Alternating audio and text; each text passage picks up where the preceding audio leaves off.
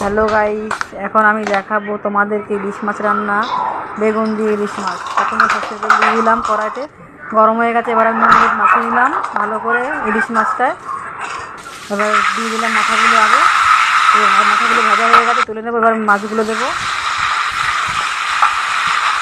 বাকি মাছগুলো ভাজা হয়ে গেল। খুব বেশি ভাজবো না, তাহলে ভালো লাগে না খেতে ইলিশ মাছ। এই তুলে নেবো।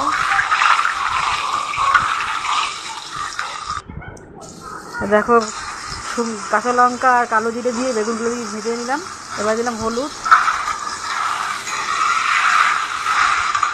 আর জিরে বাটা দিলাম, জল দিয়ে দিলাম। ফুটে গেছে, মাছগুলো দিয়ে দিলাম। মাছগুলো দিয়ে দিলাম ফুটে যাওয়ার পরে। হ্যাঁ, আসলে ঝোল ফুটে গেলেই মাছগুলো দিতে হয়। দেখো হয়ে এসছে প্রায়, এবার নামিয়ে দেবো। আর কিছু দেবো না।